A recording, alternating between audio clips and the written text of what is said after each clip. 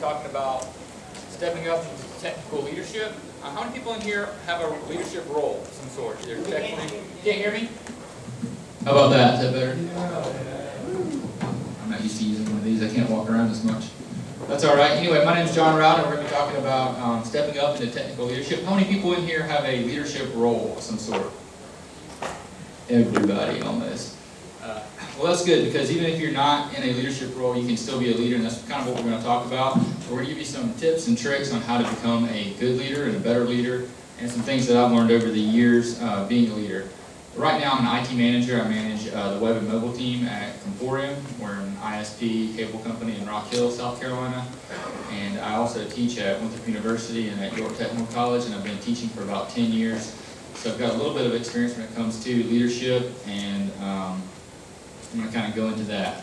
Well, I've got what I think leadership is, but I wanted to do a little research before I started this. So I went to my most trusted advisor, which is Google, and asked them what is a leader.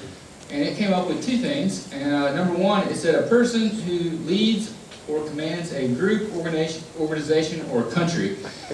And that just sounds kind of powerful, like you're commanding a country. And that seemed a little too big for IT. So I looked at the next one, and the next one said the principal player in a music group. So I thought lead guitar, something like that. And that's a little bit closer to us. But that didn't give me what I was looking for. So I decided to go to my next most trusted advisor in person, and that's my 3-year-old. So I asked her, what is a leader? And she said, it's the person in the front of the line. And I was like, yeah, okay. So I started thinking about that, and when you really look at it, what does the person in the front of the line do when you're in kindergarten? Or, you follow them, right? They go, and you follow them. You do what they do. If they're in line for the water fountain, you follow them and you get water. And that's kind of what a leader is, right? Somebody that you follow. It's somebody that you want to be like and do things like. And whenever you get the opportunity as a 3-year-old to be the line leader, that's like a big deal. And it really is. And in IT, to be the leader, to lead a group and lead a team is a big deal. And we need to treat it like that.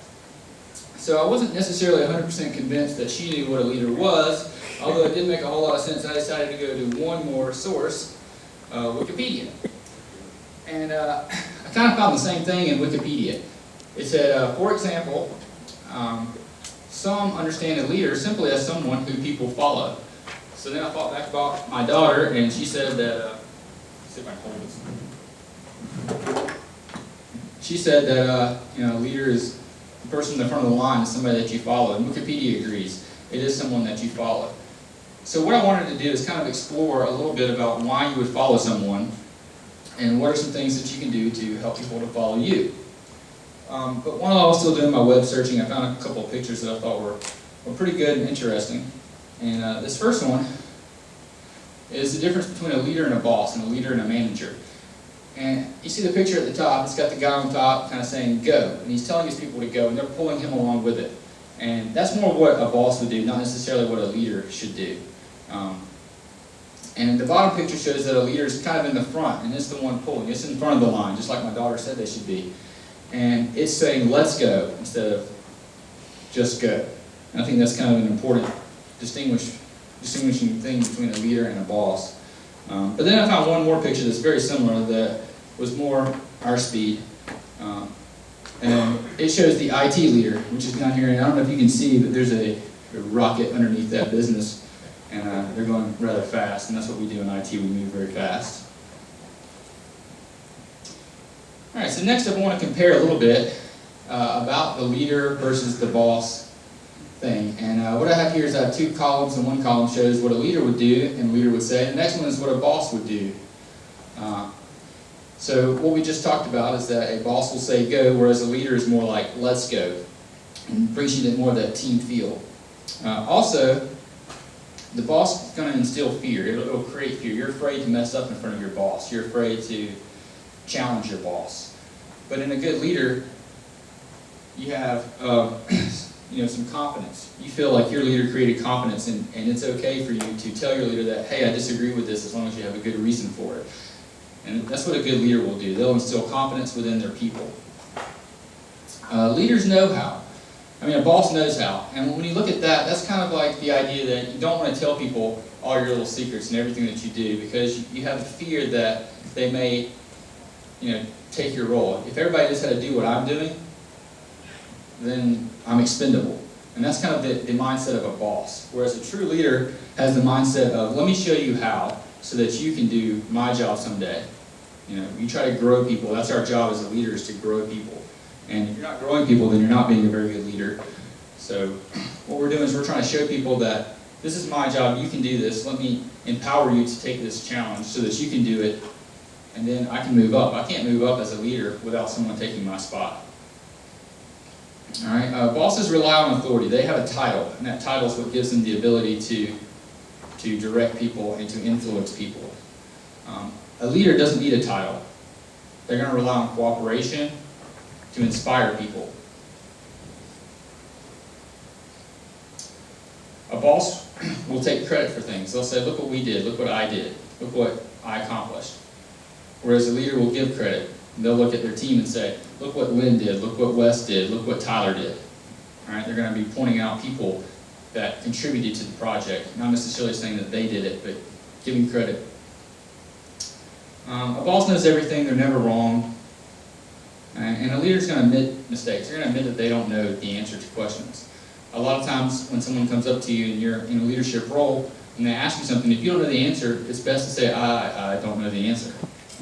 I rely on the experts, the people that do know the answer. Don't just make up something. Some more traits of a good leader. Leaders are purpose-driven. That means they have a reason for doing what they're doing. They have a purpose behind all their actions. They're not wasting time doing things just because that's the way they've always been, and that's just the way you do it. You think about all the things that you do, and you see what's the purpose behind this, and go towards that purpose. They're positive. And by that, I mean that they have a positive outlook on things. Nobody wants to follow someone who's always negative, who's always saying, this sucks. You want somebody that says, hey, look what you can do, look what you can get out of this. They're respectful, they're not going to condemn people, they're not going to kick people when they're down. When someone messes up, one of the worst things that you can do as a leader is to put them down even further. In our roles, people mess up, people make mistakes, they I don't know, delete a repository, something like that. When that happens, you don't just beat them down. They know they did something bad, and they feel bad about it. You figure out, how can we fix this? How can we get back to where we were before? Encourage them, lift them up. One of the best stories that I've ever heard about this was the CEO of IBM had one of his employees that just cost the company $500,000. So he set up a one-on-one meeting to talk about it. The guy comes in and sits down, and after about 2 or 3 seconds of silence, he said, so, I guess I'm fired, huh? The CEO says, why would I fire you? I just spent $500,000 training you. So you don't want to, a good leader is not going to, kick someone when they're down. They're going to be encouraging and uplifting. They're also going to be a good communicator. They're going to communicate. And that's the biggest challenge for me as a leader, is communication, which is kind of ironic because I work at a communications company.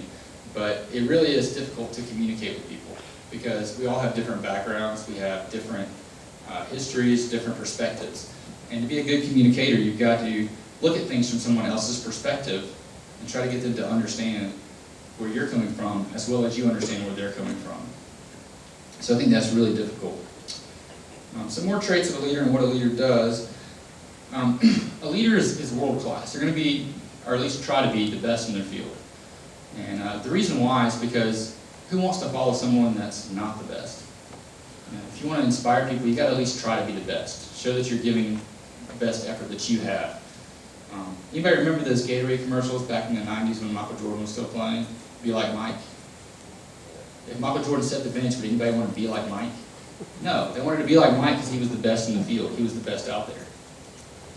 So if you want to be a leader and inspire people by your actions, then try your best. People know, whether you're trying or not. Even if you are good, you don't have to try. You should still try. Leaders take personal responsibility. That's one of the things that I've seen some of the leaders on my team do.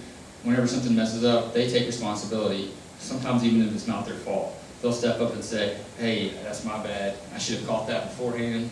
I know he put it in, but he didn't have the experience. I should have saw that. I should have did a code review. I should have checked that out. And that's what a good leader is going to do, is they're going to take responsibility. If anybody on my team messes up, it's not my team's fault. It's my fault. I should have coached them better. They should have had more going into it. And that's what a leader has to do, is take responsibility. Whether they knew about the action or not, it was their responsibility. This is one that I struggle with because I'm not a very enthusiastic person. But leaders need to be enthusiastic about the big picture. And the reason why is because a lot of studies show that if someone's working on a small element or a small part, and all they know about is that small piece, they're not going to give it as much heart, as much effort, as if they know about the big picture. If you're only working on one example at work, we put together this little pop-up that pops up and asks people if they want to go paperless on their bill. Seems silly. But if you're just working on the part that makes the pop-up, you don't know the result, you don't know the big picture of what you're trying to accomplish with that, it doesn't mean as much to you. You're not going to put as much into it. So one thing that a leader needs to do is be enthusiastic about that small piece that your team member plays, and let them know how it fits into the big picture and what's important about it. Leaders need to be about relationships. And one of the trends is for people to work remotely and do more work remotely, and I'm all for that. But I do find it's a lot more challenging to build relationships when you're remote.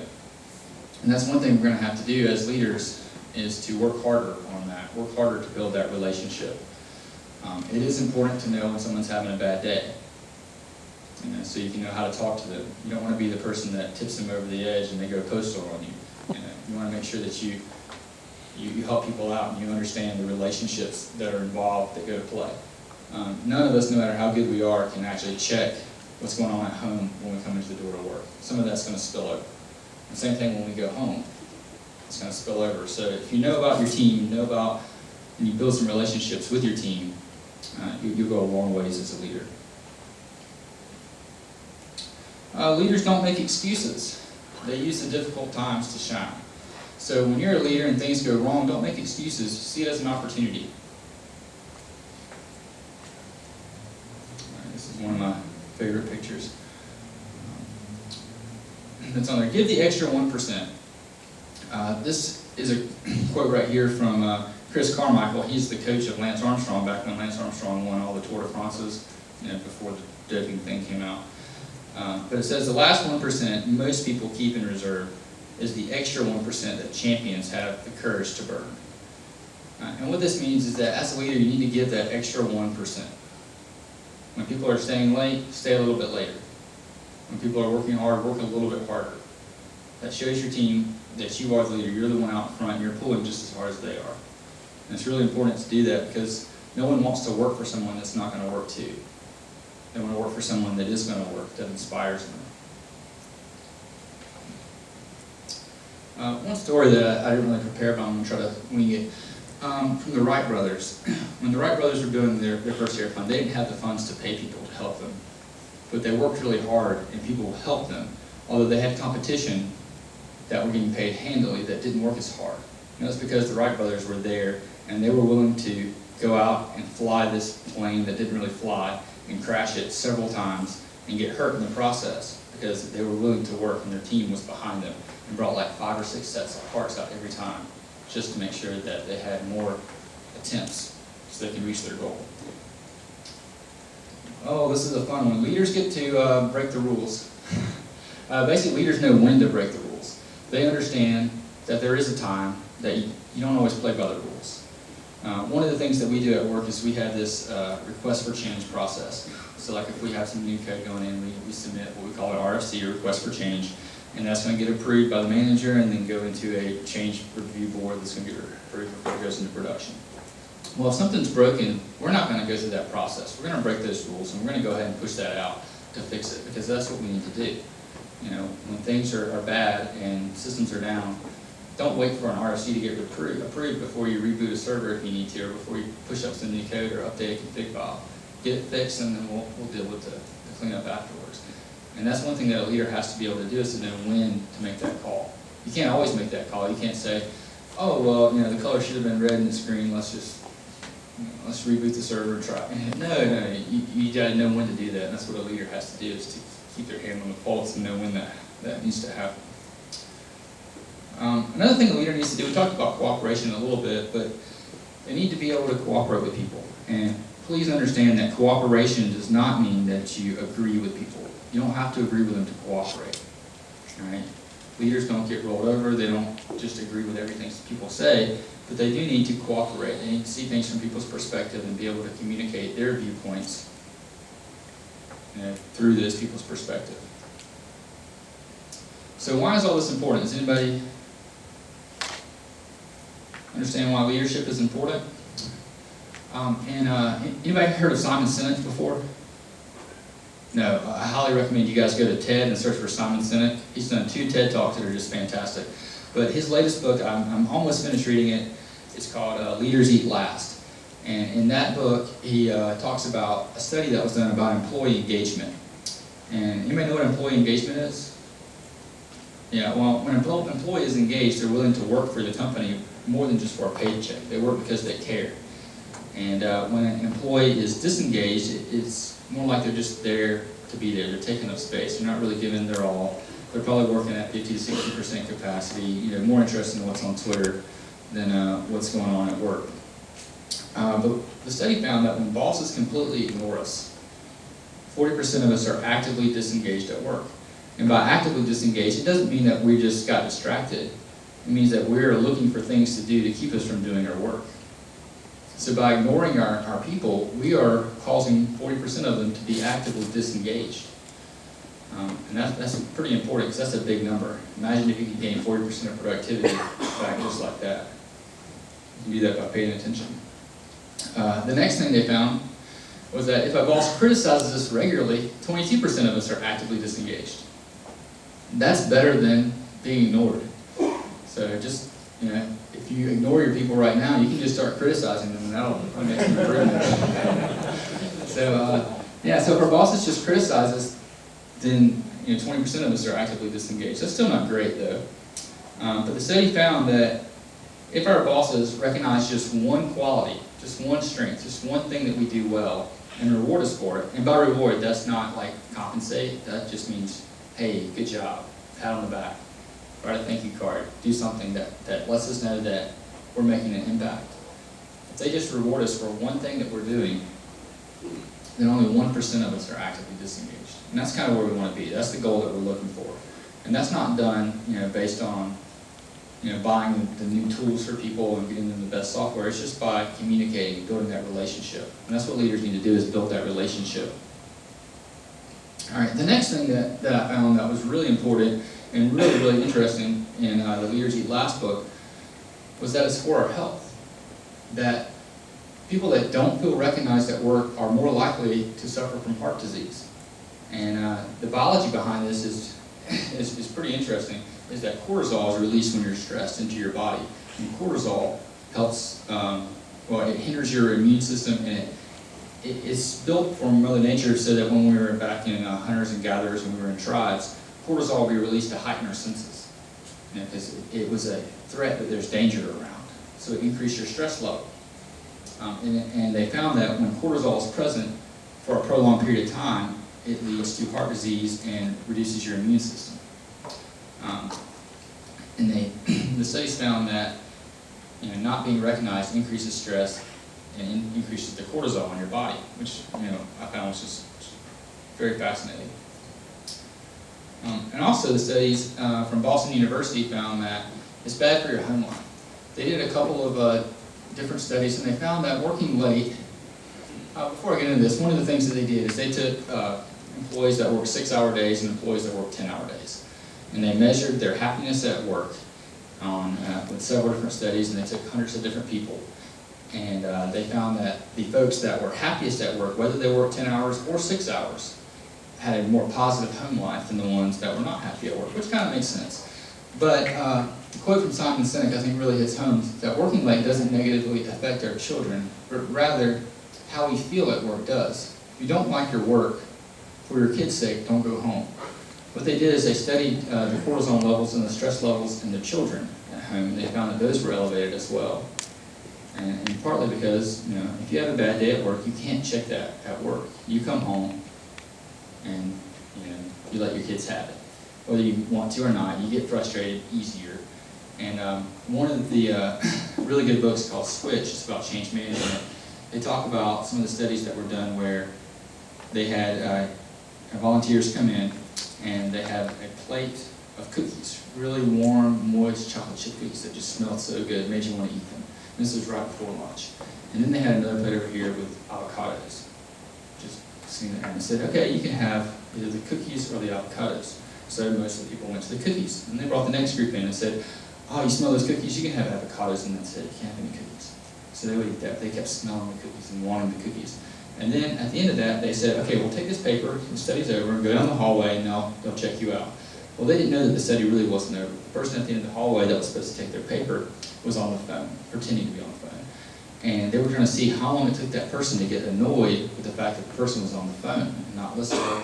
The ones that had the choice of cookies or avocados and got what they wanted, they waited longer and they were more patient. But the ones that didn't have a choice, they didn't wait very long. They were very irritated. They wanted to get that paper and get out of there. So they found that patience is like a muscle and it gets exhausted. So when you're at work and you're stressed, you don't have patience, you're going to take that home whether you like it or not. All right, so who can be a leader? Well, like I said at the beginning, anybody can be a leader, whether you have a title or not. And I think this quote is really good. It says, there are only two ways to influence human behavior. You can manipulate it or you can inspire it. And what we talked about at the beginning was that bosses use their authority to manipulate, whereas good leaders will inspire behavior. And I've seen where I work and in other places where certain people with a title aren't necessarily good leaders. And they're not inspiring anybody. But your coworkers that are your peers can be really good leaders and they can inspire you. So one of the things that a leader needs to do is to be able to not only lead to people that are below them in the org chart, but also lead to the people above them and the people on the same plane as them. In order to be a good leader, you really need to know why you do what you do. Everybody that has a job knows what they do, right? If you're an accountant, you know that you're an accountant. If you're a .NET developer, you know you're a .NET developer. If you're in QA, you know that you're in QA. Most people know how to do their job. Not everybody, some of us are really good at faking it, but most people know how to do their job. And maybe if you move to a new company and you don't know all the procedures, you might not know exactly what you're doing. But for the most part, most of us know how to do our job. But true leaders know why they do their job. And if you just say for a profit, you're wrong. To make money is just a side, it's kind of the result. But there's something deeper that you do your job for, whether it's for respect, whether it's to benefit people, to give back. There's another reason why. And it's important to figure out what that why is. And one of the reasons why is because people don't buy what you do, they buy why you do it. At our company, we have a very short and simple mission statement that everybody in the company knows. It's called making life easier. So whenever we get to a decision that we don't know, that's a challenging decision, maybe we're building a new user interface for our online bill pay or something like that, when we look at it, and we have two different choices, it's a really easy choice for us to know which one to choose. We choose the one that's easiest, that makes life easier for the customer. Because we know why we do what we do.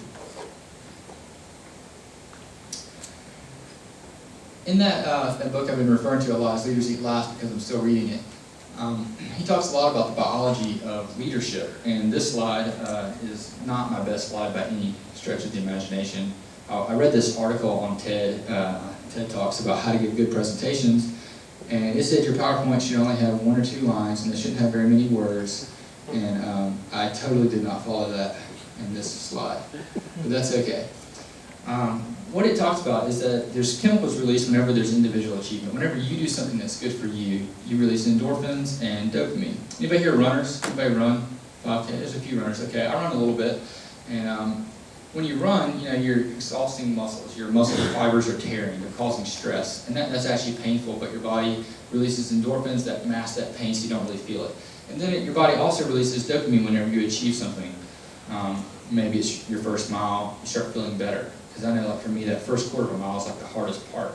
And that's before the endorphins and the dopamine gets released into my system. And then when they come out, I start feeling good, I get that runner's high. And these chemicals are addictive. They're the same things that come out when you smoke crack, do heroin or something like that. So they are addictive. And there's some similar chemicals that are more social chemicals. And serotonin is one that whenever you do something nice for someone, those are released, or whenever somebody does something nice for you, that's released. So what we found is that with leadership, you can enable teams by giving that extra 1%, by doing things for them, and by causing personal achievement and group achievement, celebrating your wins, celebrating your time along the way, that will release the serotonin and the dopamine and endorphins, and cause an addiction to productivity, an addiction to success. And that's kind of one of the things that we found that leaders do unknowingly. So, to get into leadership, one of the things that I'm not a natural born leader at all. I have to focus on trying to lead. I actually set time on my calendar to do things that are leadership oriented. I have a certain block every Monday, Wednesday, Friday where I'm supposed to go around and talk to people just to help build that relationship. Otherwise, I just won't do it because I'm naturally not against it. I'm not built that way. I'm kind of afraid. So I wanted to talk a little bit about being afraid to lead, having fear to step out and do something. And the way I deal with fear is I always think, what is the worst thing that can happen? And I got this from Timothy Ferriss's 4-Hour Workweek. Anybody read that book? It's a pretty funny book. But he talks about how, before he started letting go of some of his tasks and automating things, he wanted to go through what the worst case scenario was for doing this stuff. So he played out his worst fears. And I did the same thing before this conference. I came in here saying, well, what if I don't have connectors? What if there's no internet? What if I drop my laptop and it breaks and I don't have a backup? What would I do? What if, I go through all that, and then I think about it. It's like, nobody here really knows me except for a couple people from my work, and, I could just sneak out, and nobody would know, and it wouldn't really matter. So I played it out, and it's not that bad. Okay? So the worst case scenario is really not that bad. I can always recover from it. And the same thing with leadership. If you're in a meeting and you need to stick up and say something, what's the worst that can happen? Okay, people think you're stupid. Well, they probably think that anyway. Right? And if they don't, it's not that hard. They're going to forget about it by the time lunch comes around because nothing you say is more important than lunch. So it's not that big of a deal. And true leaders that care and care about their people will overcome their fears. So don't be afraid to step up and lead. If you do want to be a leader, you've got to train. You've got to work hard at it. It's not something you can just try. Anybody here ever ran a marathon? Yeah, you can't just go out and try to run a marathon, right? You have to train for it. It takes time, it takes effort, it takes energy. And being a leader does the same thing. You have to train for it. And there's a difference between reading leadership books and training. Reading is education. There's a big difference between education and training. Do you want your kids to go through sex education or sex training? Your kids probably want something different than you do, but in order to truly learn and understand it, you have to go through training, right? And that's the way it is with leadership. We have to go through leadership training. So you have to practice. You can't just read books. Most HR companies have leadership training, but it's not really training. It's more, leadership education. Until you go out and practice it, until you go out and build the relationships, you talk to your team, until you try to inspire someone, until you try to influence people. Until you actually do that, take that step, you're not really being a leader. And it takes time, it really does. One of my favorite stories about things that take time is Picasso. You guys heard of Picasso before? He drew stuff, I think. He was a painter. But later in his life, he was pretty famous. People knew who Picasso was, before he died. He didn't just die and then become famous.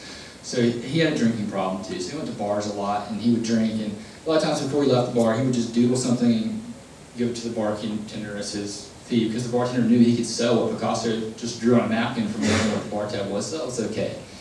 But he was leaving one of these bars one time, and this lady stopped him and she said, "Oh, Picasso, I'm such a huge fan of your work." He's like, thanks, appreciate it. And she's like, "Oh, can you please just draw me something?" And she gave him a pad and a pen. So he spent 30 seconds and drew a little picture and signed his name. He ripped it off, he handed her the pad, and he handed her the pen. And then he held the paper out and he says, "That'll be $1 million. She said, "Picasso, it took you 30 seconds. And he said, "No, ma'am. It took me 30 years to learn to do that in 30 seconds. And that's the way leadership is. It's something that takes time for you to build, and it takes time for you to get to that point to where you can actually lead on the fly. You can't just go out one day and lead. You have to train and build to it and figure it out. So while you're learning how to become a good leader, you need to understand that it's a process and it's not a project. We are all developers or work for companies doing development or lead development, and we're focused on projects. We have a start and an end to our projects. And leadership's not like that. There is no end game. The end is a mirage. You're never going to get there. You're just going to get better and better, get further and further along the journey.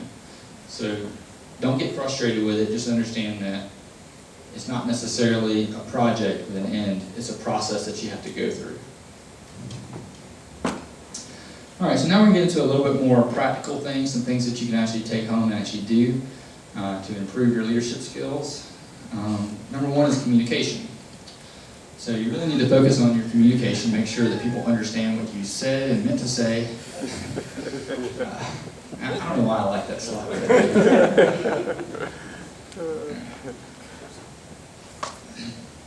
I like this one too. I set it to a cartoon in there every now and then. So part of being a good communicator is to manage your expectations. We'll skip through that. All right, so some things you can do today. This is one of the things that I got out of a leadership training event that I went to. It's called the same-day summary. And I don't do this all the time, but I do this when it's necessary. And there's a couple of other groups that I meet with on a regular basis who I usually leave the meeting feeling like, oh, we're on the same page and we totally understand. And then the next day or a couple of days down the road, I'll get an email from that person, and it's completely opposite of what we talked about in the meeting. And if that happens to any of you guys, the thing that I would recommend is a same-day summary. Same-day summary is very short to the point. And I have little templates that I use, but basically I just put the who, what, when, where, and why into nice little bulleted list of things like, you know, we met at this time with these people, and Brian's going to go to legal about this piece, somebody's going to go do this, Lynn's going to take care of this, and we're going to, you know, start scoping the project on this day. You know, very simple, short, to the point, one line, not even write complete sentences, just bullets. All right, and then I email that out before the end of that day. So if I meet from 4 to 5, then I may have to stay a little bit later and, you know, write up my same-day summary. That's fine. But get it done before the end of the day, because if you're anything like me, by the time you go to sleep, your memory is wiped. It's like Men in Black at the little flashy thing right there at your bed, right as you wake up. So make sure you do your same-day summaries the same day. It's very helpful. It saved me a lot of times. You've heard of, like, you know, CYA by emailing stuff and having good minutes. This is a nice and simple way. They used to take like 5 minutes to do, but it's very, very useful.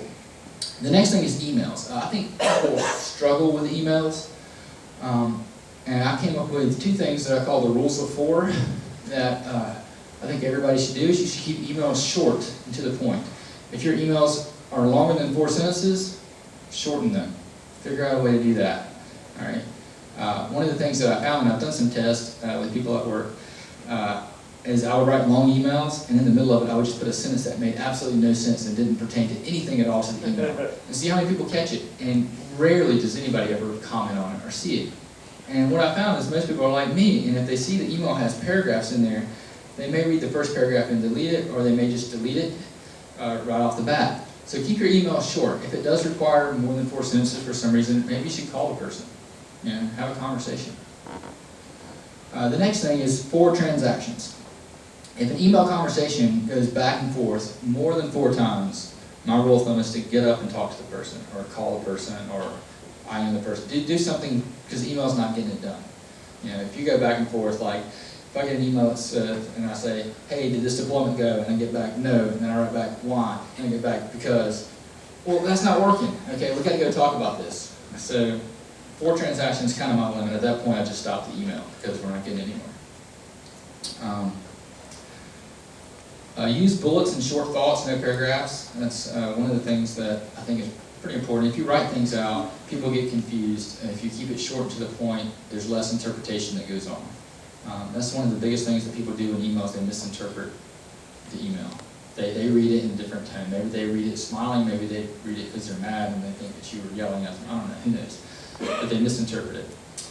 And then the last thing is to use if and else logic in your emails. Instead of, let's go back to that same example that I just said, did the deployment go? No. What I could have said is, did the deployment go? If yes, great. If no, tell me why and when it's planning on being released. and then I can get one email back with the answer and be done with it, all right? So I'm telling them what I want out of the email, making it clear. All right, back to communication. One of the other things that you need to do as a leader, whether you're a boss or not, is to have the tough conversations. And these 3 points I stole from Ash Beckham during her TED Talk. She came out of the closet and was talking about how she told her family that she was coming out of the closet. And during her talk, she made 3 different points that I thought were absolutely fantastic, and they apply completely to being a leader at work. Number 1, she said, was be authentic, be real with the person you're having the tough conversation with. Maybe someone's coded and isn't cutting it. Maybe, they're not, I don't know, showing up to work. Maybe they're just, you just need to have that tough conversation with them. Well, be real with them. Don't be fake. Don't be like the guy in Office Space. Just be real with them. Right. Next was be direct. Just say it. It's gonna be awkward. Yeah, just get it over with. They know why they're in your office. Don't beat around the bush. Don't make it linger on. Just rip the Band-Aid off. Be direct. Just get it out there. All right. And last, be unapologetic about it. Don't apologize about having to take this tough conversation. Just hey, yeah, it's got to be done. Let's just do it. All right. And that's Mr. Rogers. If you all know. Welcome to my neighborhood. All right, so that kind of wraps up the conversation piece, the 3 things. So be authentic, be direct, and be unapologetic about that. Next up, we'll talk about time management. One of the things that when you become a leader, you get more things assigned to you. At least that's what I found. The more that I show that we can do things successfully, the more things that come our way. So I love this quote by Robert Frost. By faithfully working 8 hours a day, you may eventually get to be the boss and work 12 hours a day. And yeah, that's kind of how it works, at least at first, until you learn to manage your time. So these are a couple of tips and tricks. Some I got from Randy Pausch. You guys familiar with Randy Pausch? He was the computer science professor that died of liver cancer, did the dream, what's it called? Yeah, the last lecture, that's right. He also did a time management talk at the University of Virginia that's really good. But there he talked about delegation and batching.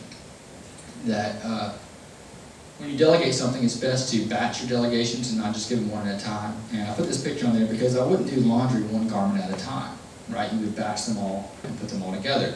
And the same thing, we're going to talk a little bit later in this presentation about distractions and how distractions can, basically ruin your day and cause, a lot of disruption in your time. But what you can do if you batch your delegations, let's say I need to get one of the guys on my team to do something. How annoying would it be for me to come to him at 9:30 and say, hey, I need you to do this by the end of the week, okay? And then I come back to him at 10:30 and say, hey, can you do this thing also by the end of the week? And then I come back to him at 1 and say, hey, can you do this thing by the end of the week? Wouldn't it be better if I just waited till 1 and said, hey, can you do these 3 things by the end of the week? And only interrupted him 1 time versus 3 times. So if you batch your delegations and maybe have certain times that you are going to go and talk to your team and delegate things, it will really help your team, to be more productive. And it'll help you too, because it wastes your time to have to go and communicate several different times when you can get it all done in one shot.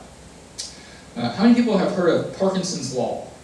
Anybody? All right, Parkinson's Law says that work expands to fill the time available for its completion. We also call this scope creep. But basically, if we needed to build a new website and someone gave us 2 weeks to do it, how long do you think it will take?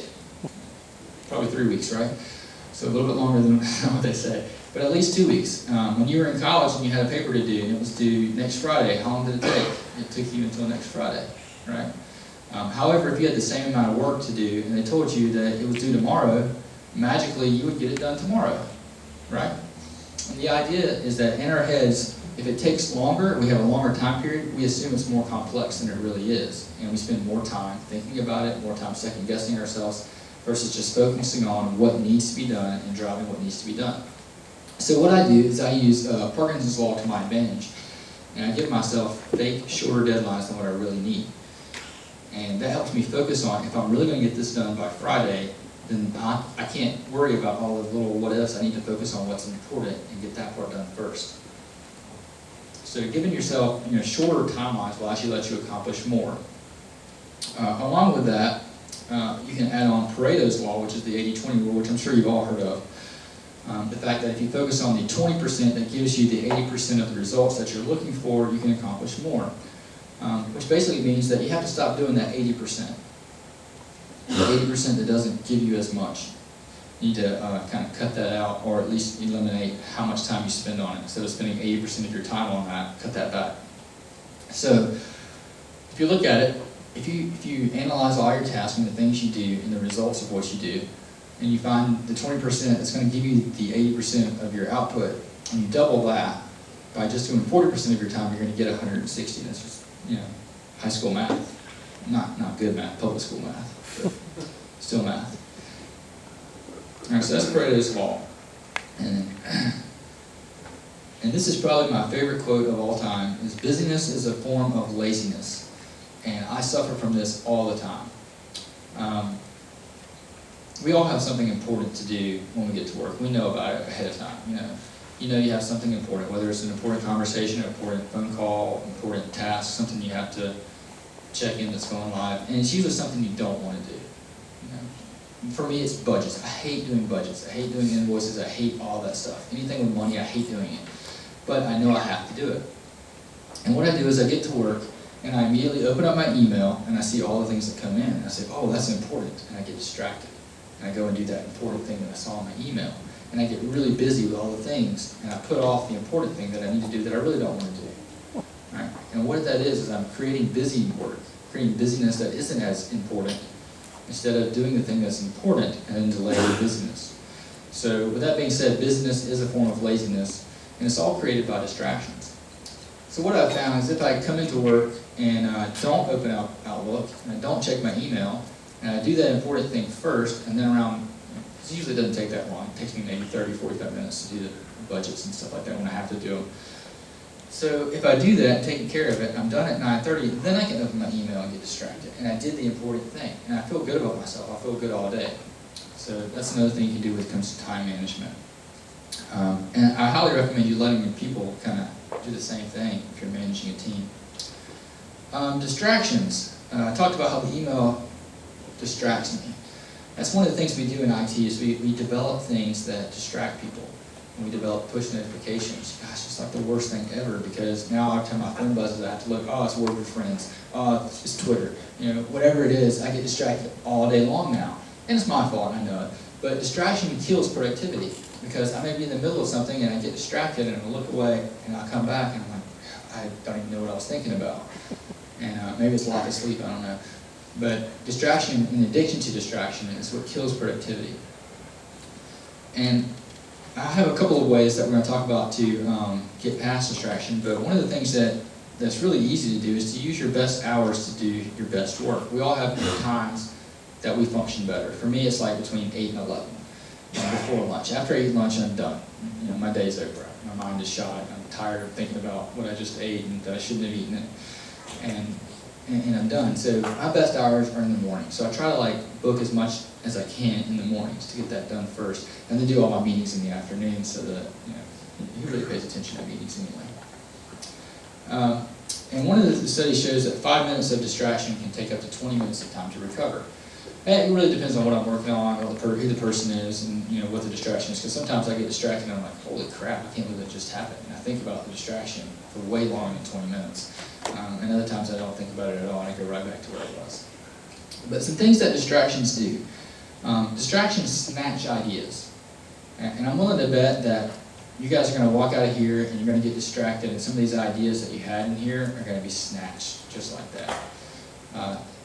And I can't think, and I'm sure you guys had too, come up with billion-dollar app ideas, and then all of a sudden you forgot it because you were distracted about the Words with Friends that your friend played, and they got 140 points and you can't believe it, so you just got totally distracted and you lost that billion-dollar idea and you'll never get it back. So they snatched ideas. They chose productivity. So by that, we talked about the 5 minutes distraction causing 20 minutes of productivity loss. They stifle creativity. There's so many things that you get distracted and you forget where you are and you just kind of rush to get things done, and you're not as creative when you're distracted. Everybody knows that. If you want to write, where do writers go? They go away and they lock themselves up and they get creative. They're not as distracted. Leads to poor code quality. Back when I actually used to write code before I got into management, and I don't get to write as much, I've had several times where I would write like a class and then I'd go around and leave, get distracted, and I'll come back and I'll write the exact same things. I forgot where I was, and it's just, I already did that. I already had that function somewhere else, and why did I redo it? Because I was distracted. And they sabotage important tasks. I talked about the emails. Open up the Outlook in the morning. I know I've got something important I need to do today, but all these distractions that are coming in my inbox are sabotaging my important tasks. So how do I deal with it? Well, during my times of creative genius, which are far and few in between, I turn off my instant messenger. Go to do not disturb. I'll take my phone off the hook, which my ringer's already off anyway. I don't answer my phone. But I'll take instant messenger off. Sometimes I'll book meetings in a conference room, or just me in a conference room. And I'll go in there and I'll shut the door. And I give the meetings really cool titles too. Things like PCI compliance review, or something like that, or security audit. And it's things that are just really cool that really I have nothing to do with that. But I'll just go in the room, and that way somebody looks at my calendar like, oh, he's in the big time meeting. And in reality, I'm just in the conference room because I'm trying to get away from distractions. And then the last thing, and I haven't really implemented this a whole lot, but I think it's very fascinating, is the Pomodoro technique. Has anybody used that? Yeah, how does it work? I think it works really well, actually. Yeah. But what I was just thinking about this Pomodoro technique, I think it's kind of interesting with that compared to your previous slide, because it has built in 5-minute distraction. It does, and the thing is that 5-minute distraction comes at a break, right? It doesn't come in the middle. You plan for it. If you have 25 minutes of intense, focused work and 5 minutes of distractions. So during that time, you turn off Outlook, you turn off Instant Messenger, you take your phone off, and you focus for 25 minutes while the kitchen timer's going. And when it buzzes, that's your time to take a break. You have 5 minutes of catching up time. Whereas, that's the time you check your Twitter, you check your emails and things like that. But if you left your emails open all day long, what would you do? You would check it all day long versus in that 5 minutes. Some of the research that I've seen about the Pomodoro technique is that during that 25 minutes of focused productivity, you can usually accomplish more than you can in an hour of non-focused productivity. Would you agree with that? Yeah, it's a great technique. I think it's fantastic. And that's a great way to deal with distractions because you're not letting the distraction rule you, you're kind of ruling the distraction at that point. You're scheduling it. The next thing that happens that's somewhat related to distractions is procrastination. And as a leader, we get procrastinated sometimes. And the way to beat procrastination, I had some other stuff in here and I decided that it wasn't appropriate, so I took it out. But you have to force yourself just to do things sometimes. The timing is never right. All the street lights are never always going to be green. It's never going to always be the perfect scenario for you to go and do what you need to do to start leading or to have that tough conversation or anything like that. Stop procrastinating about it and just go ahead and do it. I put tweeted on here and I got a story behind that. So this past year I challenged my team to run a half marathon with me. And we did it, but one of the guys came to me right after we did the challenge and just a couple weeks later he's like, man, I just I'm not running, I'm not doing it, I just keep not doing it. He's like, how do I get motivated to do it? It's like, put it on Facebook or Twitter. Tell people that you're going to do it. And then you have to do it because you put it out there. You can't not do it now. So he did. He put it on Facebook that he was going to run a half marathon on this day, and sure enough, he completed it. So it's pretty awesome. But tweet it. That'll help you do it. If you don't want to do it, just say I'm going to do it, and you'll have to. The next thing that happens whenever you're in a leadership role or you start deciding to take leadership up seriously is you start getting a lot of pressure because now you're the guy, right? You're the go-to person. So I've got a couple of techniques that I use to beat pressure. And the first thing that I do is I tell myself that I've been here before. And that is pressure right there. If you're on that boat and it's starting to sink, I'd be terrified. That's one of my fears is drowning. But I tell myself that I've been here before, that I've done this. Whether I've actually been in this scenario or something similar, you can usually relate and say, yeah, we've done this before. I think right now I'm kind of like the expert on talking about pressure because I'm up here talking to all these people, and I kind of didn't expect this many people to come to a talk about leadership at a developers conference. But and also when you're teaching college, you're talking to the same kids over and over again, and a lot of times you use up all your jokes in the first week, so you get a lot of pressure to say something new and something entertaining.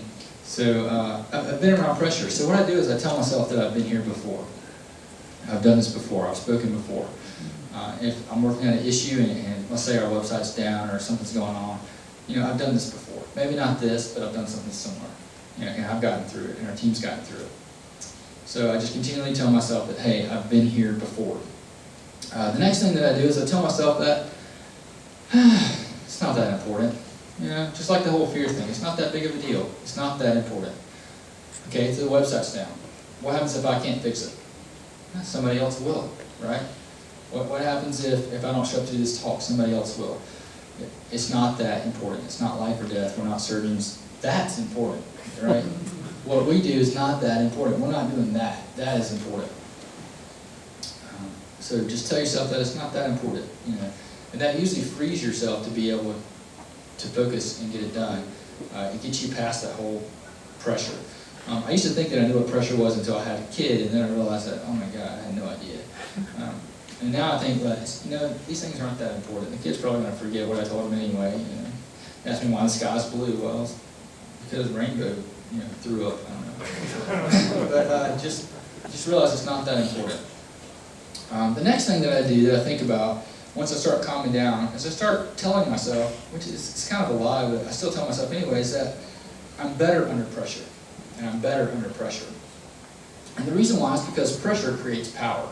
Anybody ever pressurized something before? I could use a pressure cooker and took the thing off, it explodes, right? Pressure creates power. And I have an example. Anybody know how these things work? Water gun? I do have water in there. They're by pressure. I pulled the little trigger. Sorry, I didn't mean to squirt it out there. But they create pressure, right? And then if you have more power, you get more pressure, or more pressure creates more power. About to wet something. That's a lot more power, right? Because it's got a lot more pressure. One of the things I found at work, and I'm going to give a pretty specific example. I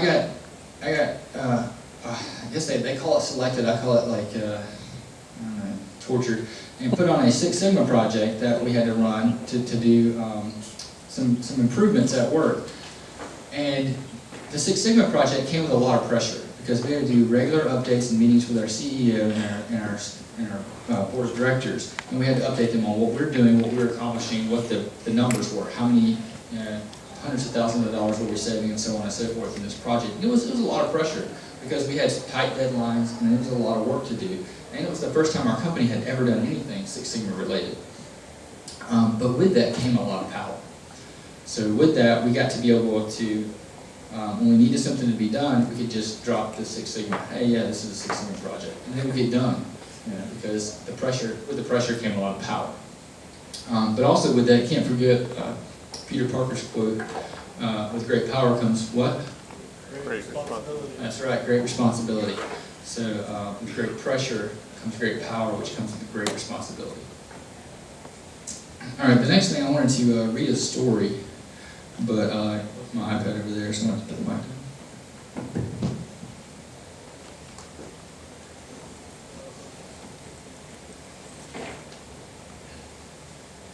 You guys familiar with Admiral Stockdale? Anybody read Good to Great by Jim Collins? Okay, there's one back there. All right, Good to Great is probably one of the best-selling leadership books of all time. However, I don't really like that book too much, honestly. I thought it was great until all the companies went bankrupt. But in that book, there's a really good story about Admiral Jim Stockdale. And I'm not going to read the background part, but basically Admiral Stockdale was the highest ranking prisoner of war during the Vietnam War. And he spent 8 years in a prison in Vietnam between 1965 and 1973. And during that time, he was kind of like the leader of the prisoners, right? He taught them ways to communicate with noises so that they knew what they were talking about without giving away, to the Vietnamese what was going on. He was tortured over 20 times, and at one point he even beat himself, kind of went Fight Club on himself and bashed up his face. because they wanted to make a video that showed that the prisoners were well treated because they were torturing their legs. They were like cutting and beating their legs. So that they videotaped and they would get their faces. But he beat up his face and he cut his face to show that his team, his people were getting hurt. But during that time, I just want to read an excerpt of Jim Collins when he's talking to us. So at this point, Jim Collins is reading Admiral Stockdale's book, and he's getting ready to interview them. So he says, "You can understand then my anticipation at the prospect of spending part of an afternoon with Stockdale. One of my students had written a paper on Stockdale who had happened to be a senior research fellow." Let me skip ahead. "So here I am, sitting in a warm, comfortable office, looking over the beautiful Stanford campus on a beautiful Saturday afternoon. I'm getting depressed reading this book. And I know the end of the story. I know he gets out, reunites with his family, and becomes a national hero. He gets to spend the later years of his life studying philosophy. It feels depressing to me. How on earth did he deal with it when he was actually there and did not know the end of his story? I never lost faith in the end of the story," he said when I asked him.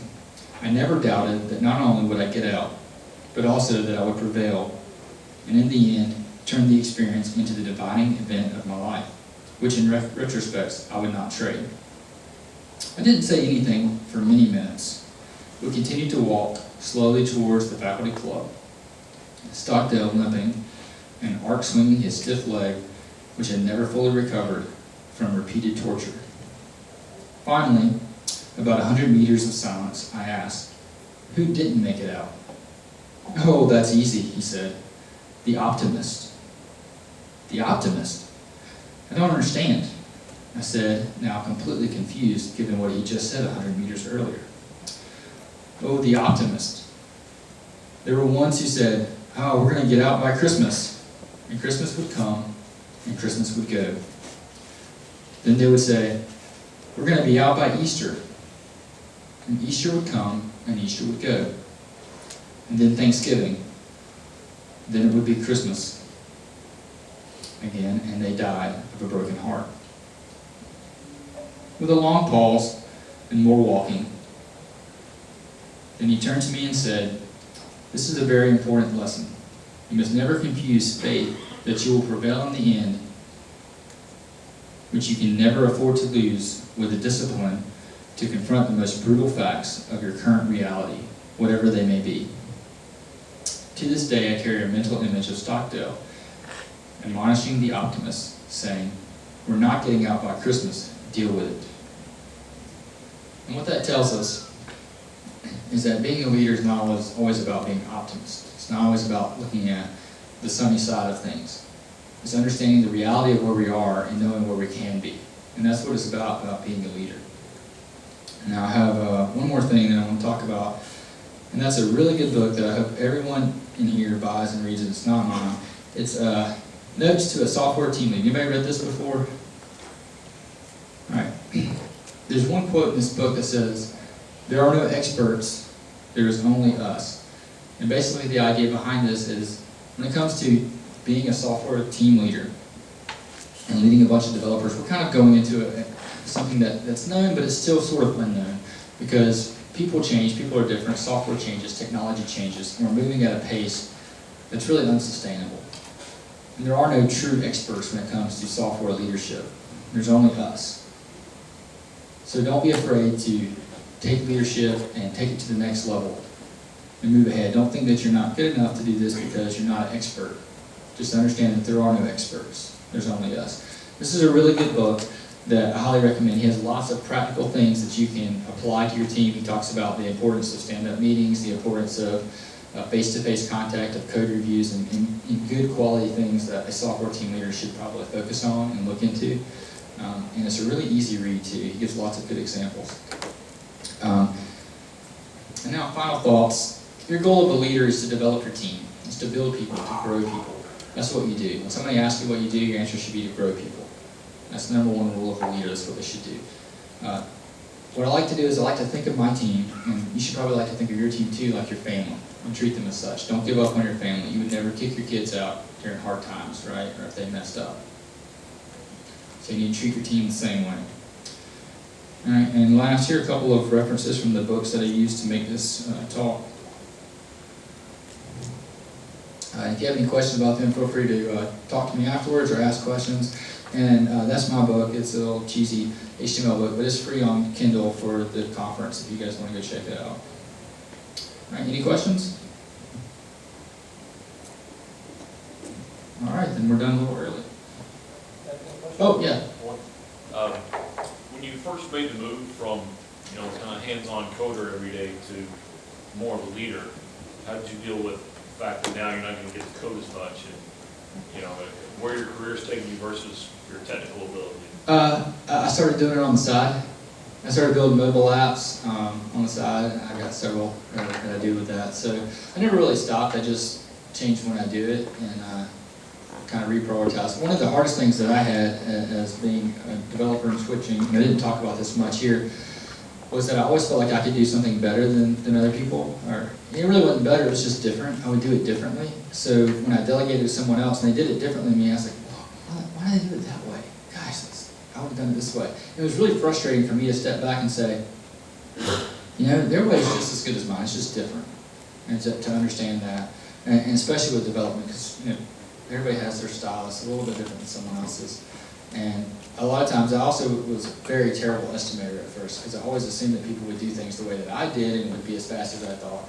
But I always forgot that people have other responsibilities too.